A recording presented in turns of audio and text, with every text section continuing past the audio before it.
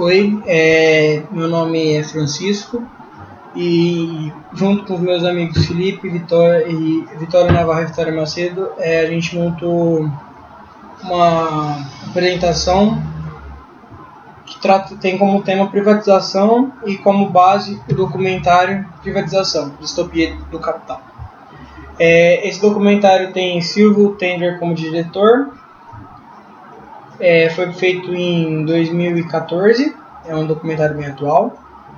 E ele trata, assim, ao decorrer do documentário, trata do debate entre as principais autoridades intelectuais do Brasil sobre as privatizações perante a história contemporânea do Brasil.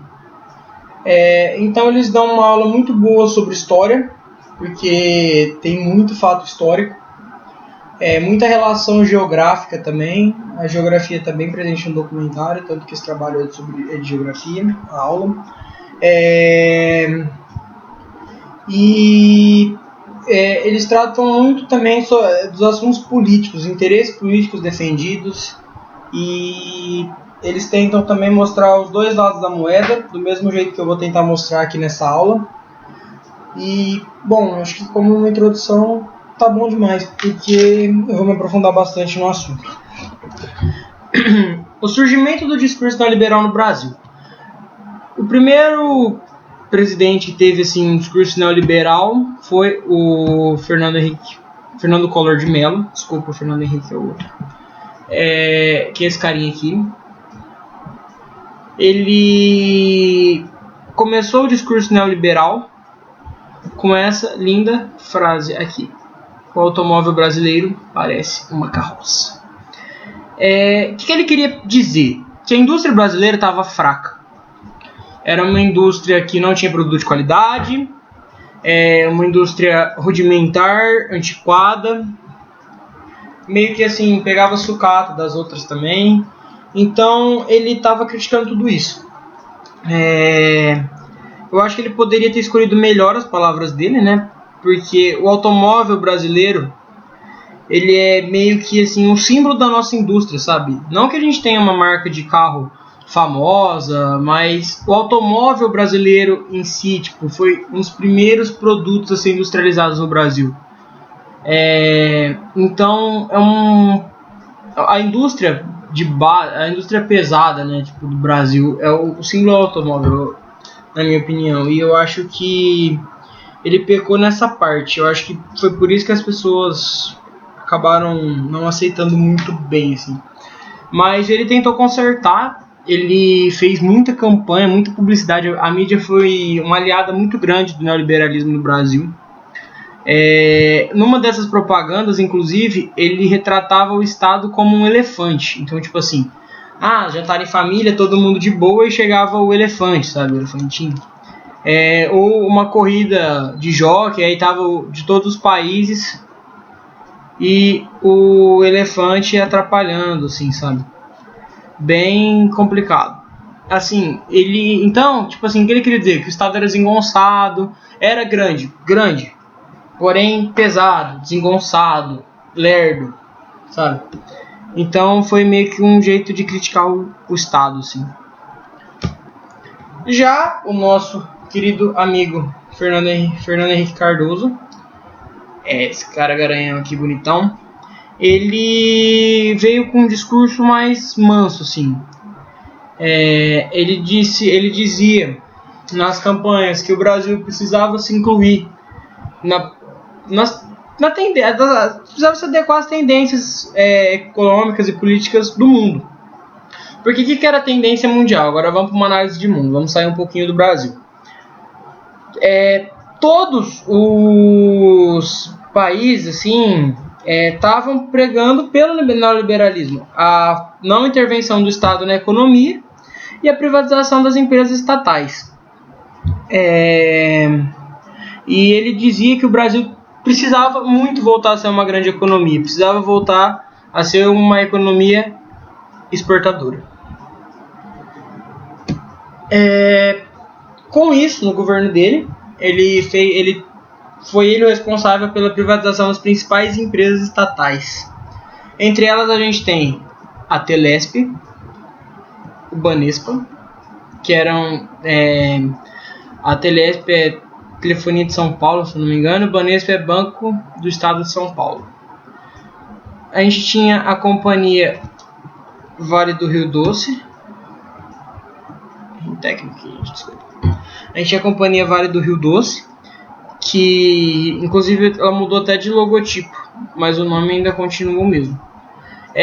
O Banespa, se eu não me engano, se tornou Santander, e a Telebrás também foi privatizada, comprada pela Telefônica. Se eu não me engano, foi a Petrobras e a Telesp também, compradas pela Telefônica, desculpa,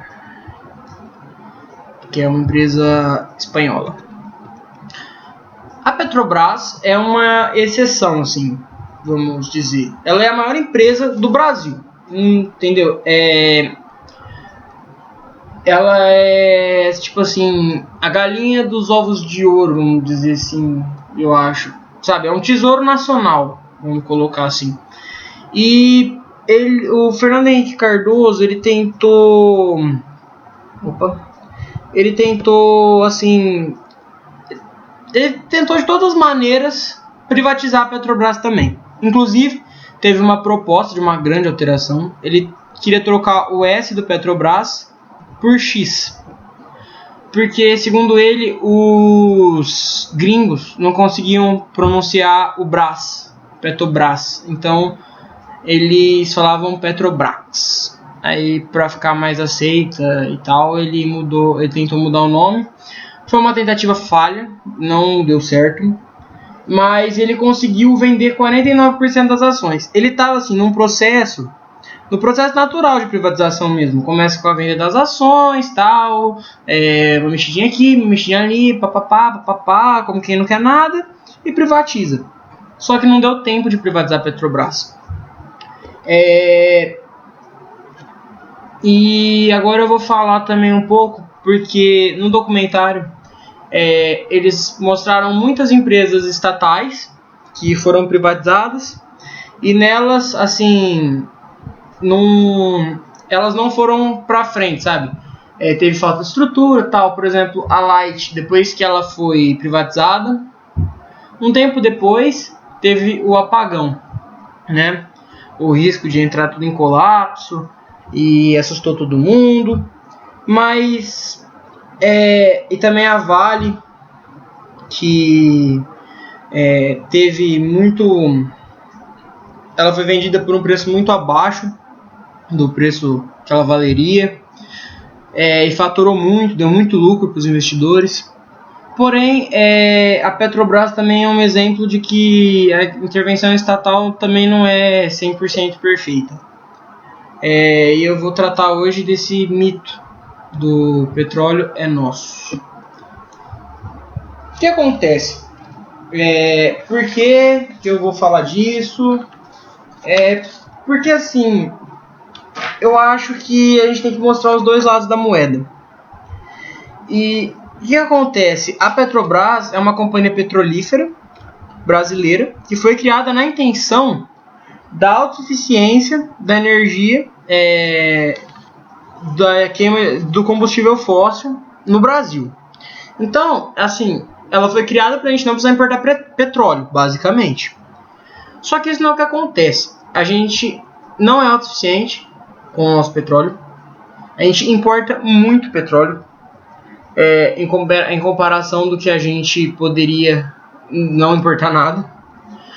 E assim, a Petrobras também, ela não refina tanto petróleo, porque é muito caro você refinar petróleo.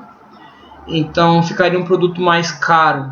E se você juntar isso com a quantidade de impostos que a gente paga, é mais barato importar. Então, assim, não é porque privatizou que também a empresa vai falir, sabe? O que importa mais, na minha opinião, é a gestão.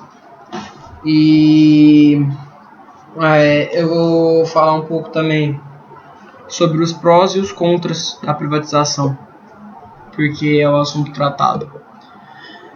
As desvantagens. Vamos começar também pelas desvantagens, porque eu acho mais justo a gente começar pelo o que a gente está tratando como tema principal. Assim. Uma das desvantagens é a soberania nacional.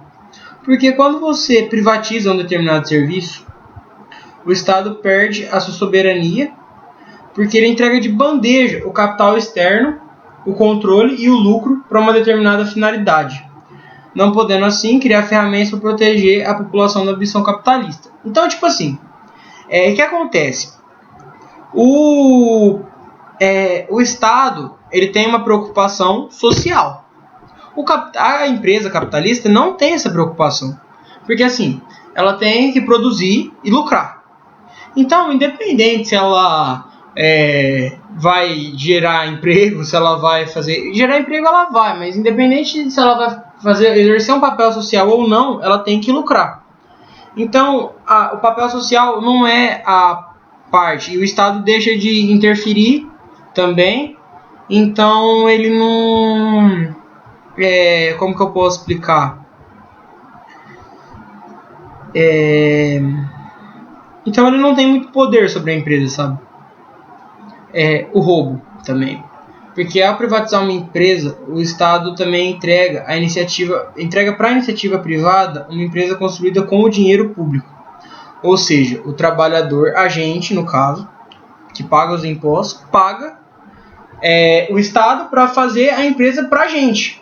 E o Estado depois vende ela para a iniciativa privada. Logo, o nosso dinheiro, a gente construiu uma empresa para vender para os caras, entendeu? Então também tem essa desvantagem da privatização. Outro problema muito grande e que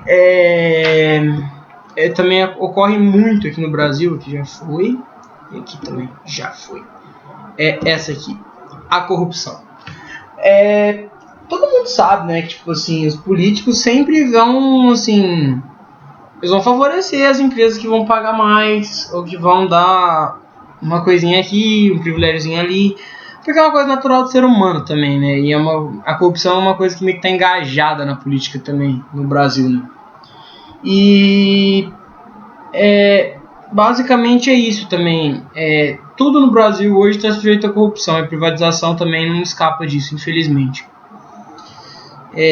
Outro problema muito grande é o desemprego, porque assim, igual eu falei, a empresa ela não tem a função do papel social.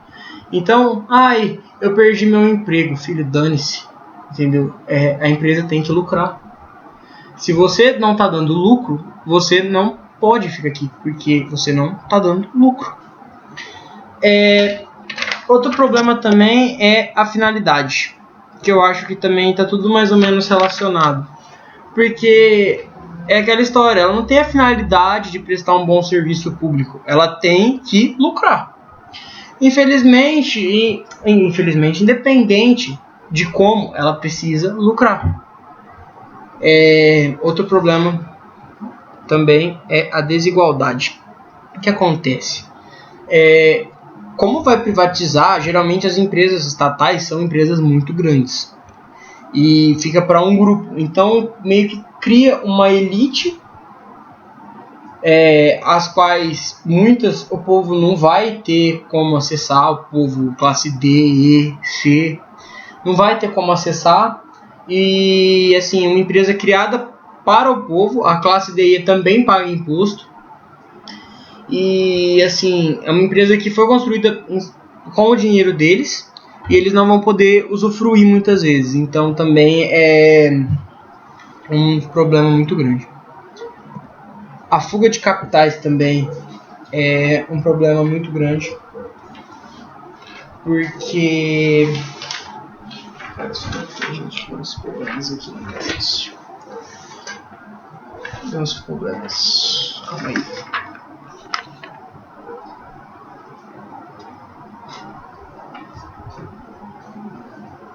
Aqui, fuga de capitais.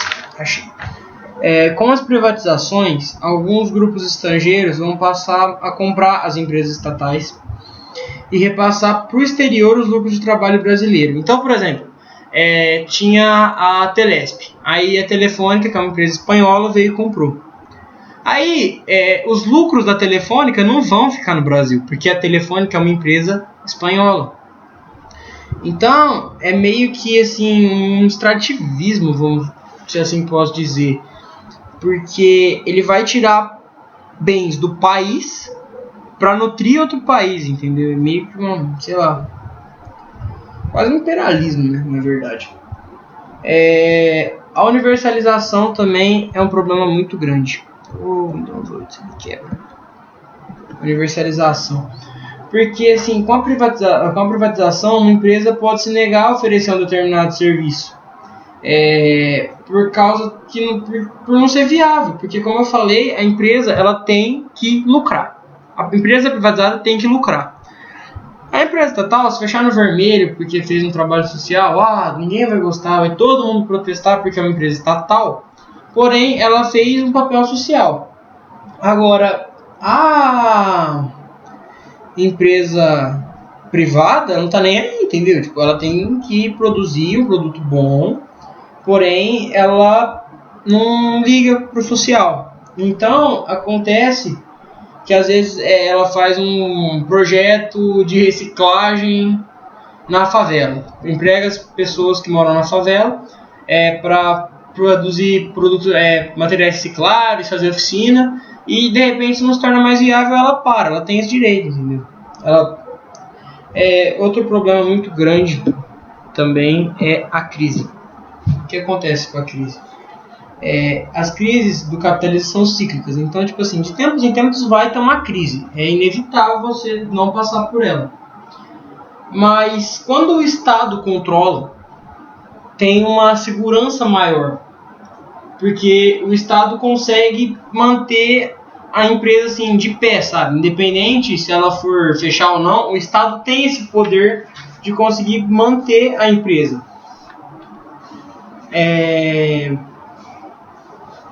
Então também é uma desvantagem. Outra desvantagem são as consequências. Porque o resultado de algumas políticas de privatizações promovidas pelos governos neoliberais deixou o Brasil mais pobre, mais desigual e mais injusto. Porque enriqueceu uma pequena classe de empresários e políticos.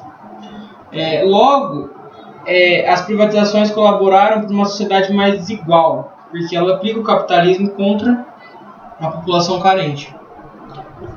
E assim, outro problema é a Constituição, porque na Constituição de 88 prega que assim, as empresas, a terra têm que exercer um papel social. E quando você privatiza, como eu já falei várias vezes, a empresa não precisa exercer papel social, o que causa um problema muito grande, porque já fica uma coisa meio que anticonstitucional, porque foi criado, a empresa foi construída pelos nossos impostos.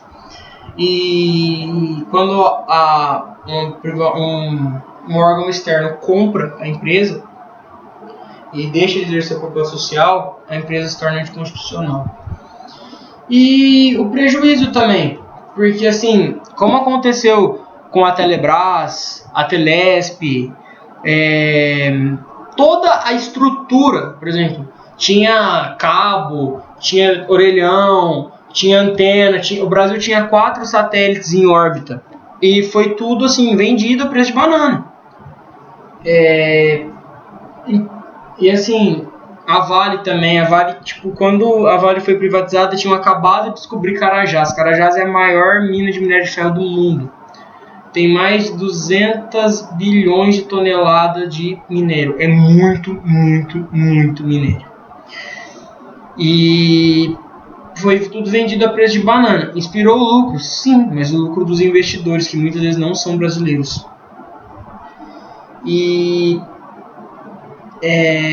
por exemplo, a Petrobras é uma empresa que ainda tem um controle estatal pelo fato de ter vendido apenas 49% das ações.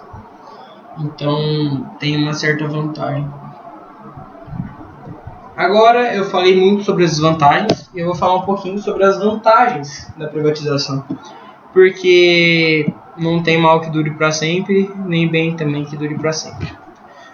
Então, assim, tudo tem as vantagens e desvantagens. Por exemplo, o que acontece? Aqui na privatização tem a melhora do serviço. Por quê? Porque a empresa vai prezar por um serviço de melhor qualidade. A empresa vai querer um produto bom. Por quê? Porque se ela não conseguir um serviço bom, ela não vai vender, ela não vai lucrar e ela vai quebrar, porque ela não tem o suporte do Estado. Então, mesmo não exercendo o papel social muitas vezes, ela vai te vender um produto de qualidade, o que também é muito importante. Ela também auxilia assim, tem menos corrupção dentro dela, porque assim, na empresa privada, o funcionário tem que produzir, porque é uma empresa capitalista. Uma das vantagens do capitalismo é isso. O funcionário tem que produzir. Então não dá para ele chegar lá, bater um pontinho, ficar lá conversando, trocando uma ideia, porque ele tem que produzir. Isso evita muito a corrupção, porque a pessoa tem que ter uma boa formação também. Ela tem que ter um bom estudo, ela tem que ter qualificação da mão de obra para poder trabalhar e exercer um papel bom. Então, também, essa é uma vantagem muito boa, porque evita a corrupção, que é um problema muito grande no nosso país. Apesar de também ter um pouco de corrupção na hora de passar, mas a corrupção interna dos funcionários não existe. Assim, não que não existe, porque tudo é possível, mas é bem evitado, assim. Outra vantagem ela evita o cabide de emprego, porque assim, toda empresa estatal tem um certo cabide de emprego, porque assim, a maioria dos cargos públicos brasileiros é feito na base do cabide de emprego. Fulano conhece ciclano, ajeita lá com os caras superior para ele entrar, entendeu? Então, evita também essa questão dos cabides de emprego. Porque é aquela história que eu falei da corrupção. Se o funcionário não produz, ele não vai ser mantido na empresa porque ele é bonitinho, porque ele é legal, porque fulano conhece ele. Então, não vai ter jeito de ter apadrinhado, nem de um cobrir o outro. Também o crescimento, porque assim, uma empresa que visa o lucro também visa o crescimento. Então, tipo assim, a empresa ela vai estar sempre visando a maior produção, o maior lucro, consequentemente, com a maior produção, ou ela vai mecanizar e exigir uma mão de obra qualificada, forçando o governo a investir em educação, em universidades. Ela vai também tentar crescer e tornar um produto industrializado, assim, uma boa fonte de renda, porque assim, a economia brasileira ainda depende muito da exportação de commodities. E o produto de valor agregado faz muita falta na balança comercial brasileira, e também isso é uma vantagem muito grande. A concorrência, porque assim, dentro das empresas privatizadas não vai ter um monopólio. Então, tipo assim, o que vai acontecer? Tem uma empresa melhor. Vamos supor, operadora de celular. Tem a Claro, a Vivo, a TIM e a Oi. A Claro está melhor de sinal, ela vai vender mais. A TIM tem mais antena, ela vai vender mais. A Vivo tem um plano mais barato, de melhor qualidade, vai vender mais. A Oi é mais barato para você falar interurbano. Então, assim, elas sempre vão estar tentando fornecer um serviço de melhor qualidade por um preço reduzido. Por quê? Porque ela quer ter liderança no mercado. E tem a concorrência para tentar derrubar ela. Então, e quem sai ganhando com isso geralmente é o consumidor, que tem um produto final de melhor qualidade, que na maioria das vezes somos nós. Alguns privilégios também, porque assim, enquanto que a maioria dos brasileiros que pagam os impostos trabalham na iniciativa privada, não contando com nenhum tipo de privilégio, muitos trabalhadores estatais têm estabilidade de seus cargos. Então, tipo assim, uma pessoa que trabalha num órgão público, ela tem algumas vantagens em relação a quem trabalha na privatização. Então, quando as empresas são privatizadas, elas não têm esse negócio. Por exemplo, a pessoa não produziu, rua, filho. Porque não tem negócio de papel social, de coitadinho, ele tentou. Não. Pode ter feito 10 anos de serviço bom, deu um desviadinho, tchau. Então não tem essa questão da estabilidade. É ruim? Porque assim, às vezes aumenta o índice de desemprego, mas também força a ter uma mão de obra mais qualificada, cada vez mais a qualidade entrando na privatização. O inchaço também, né? Porque, tipo assim, ao privatizar as estatais, o Estado passa a contar com os recursos da compra. Então, ele pode focar mais nas funções essenciais. Porque, tipo assim, o Estado ele não vai ter mais a responsabilidade de investir em telefonia, em produção de energia, em produção disso, em produção daquilo. Então, ele vai poder focar na educação, na saúde. O que foi o problema do Brasil? Quando o Collor fez a propaganda, uma das propagandas do elefante, tá? A família, e ele fala que deixando de lado essas estatais, privatizando elas, o governo poderia investir mais em educação, isso não ocorreu. Então, mais uma vez, os brasileiros foram vítimas da corrupção. Não que isso aconteceria e funcionaria muito na teoria, daria muito certo. Porém, é aquela história, a gente ainda tem muito chão pela frente e a gente precisa muito acabar com essa questão da corrupção, porque isso que atrasa muito o nosso país. O risco também, porque assim, a forte atuação do governo nas empresas estatais acaba fazendo que essas empresas assim, elas percam o valor no mercado, como é o caso da Petrobras, porque assim, como o governo influencia muito, ele vai exercer o papel social e não vai ter tanto lucro quanto uma empresa que não está preocupada com o papel social. E lógico, a gente vive numa sociedade capitalista, então o valor agregado maior é para quem dá mais lucro. Então, o que acontece? O investidor internacional, ele não vai investir numa empresa que é controlada pelo Estado, mas nunca, porque assim, ele quer mandar, ele quer lucro, ele quer dinheiro, ele quer valorização. E a gente viu que as ações da Petrobras também, né, deu uma decaidinha boa esses tempos atrás. O prejuízo também, né, tipo, o que é a questão do prejuízo? Nas empresas privadas, quando acontece uma fraude, quem sai prejudicado é o acionista. Então, quem tem uma empresa privatizada, estatal, privatizada quer dizer, morre de medo de ter prejuízo. Então, ele vai sempre buscar o lucro, sempre buscar o desenvolvimento.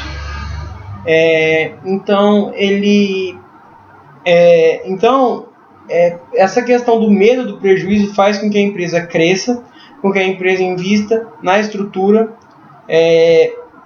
Muitas vezes essas empresas também investem na logística, como é o caso de várias empresas internacionais aqui na região, elas que arrumam estrada para ter uma logística melhor, para não ter o prejuízo.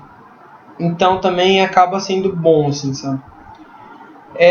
A contratação também, porque o que acontece com a contratação?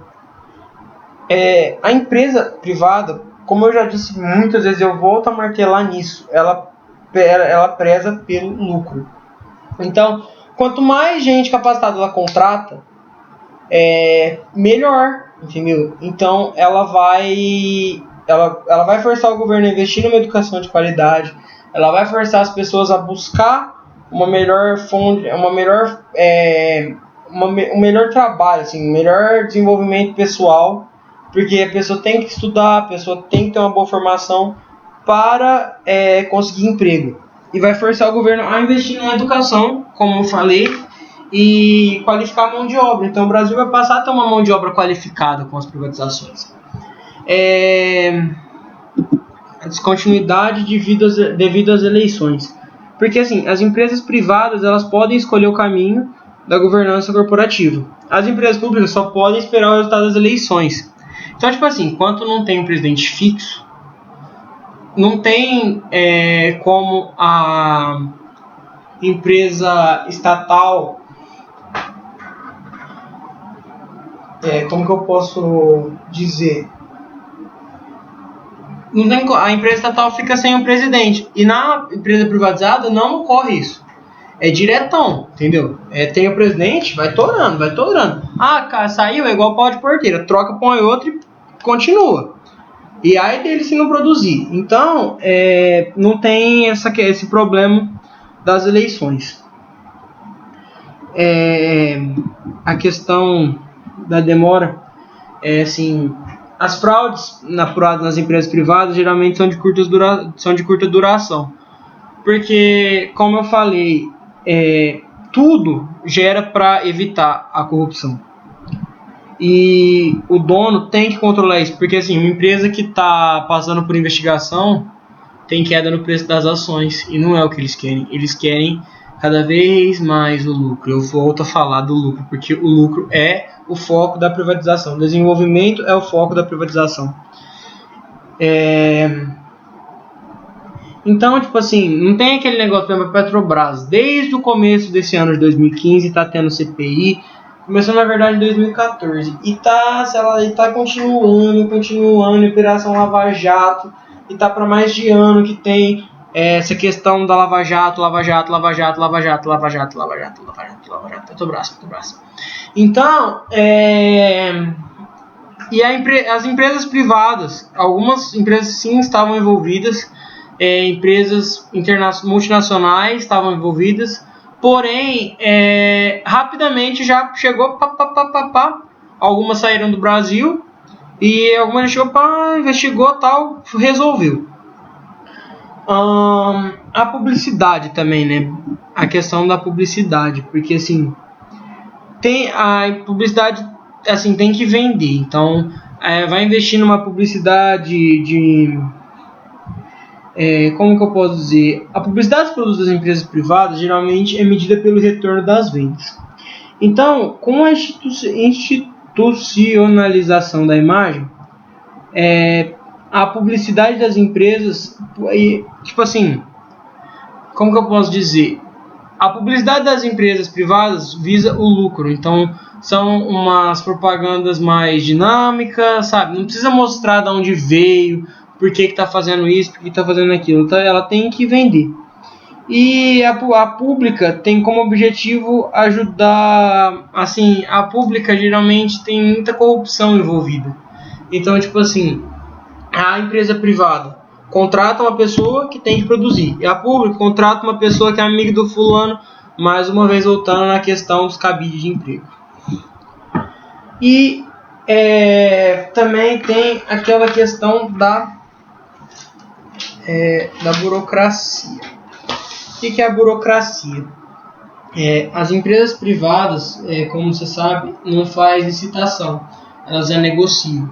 Então, a empresa pública, ela tem que dar satisfação do que ela está fazendo a todo instante, porque ela não presta serviço para um presidente X, ela presta serviço para o brasileiro, ela presta uma função social para o brasileiro, ela foi construída pelo dinheiro nosso, dinheiro dos nossos impostos, ela tem que prestar a satisfação para a gente de onde vem. É uma vantagem essa questão da negociação? Sim, porque não tem burocracia e visa o lucro, porém também é bom a gente saber por onde vem, entendeu? Muitas vezes nas empresas também tem uma certa tramóia, assim, mas também tudo visando o desenvolvimento do lucro. Esse é o fim da apresentação dos slides. Eu não posso me estender muito porque eu tenho um tempo. Gostei muito de fazer essa pesquisa. Meus amigos gostaram bastante também, que me ajudaram a fazer apresentar a aula, pesquisaram muito, assistiram o documentário várias vezes. E eu acho que é isso. Muito obrigado. E a gente fica por aqui, moça.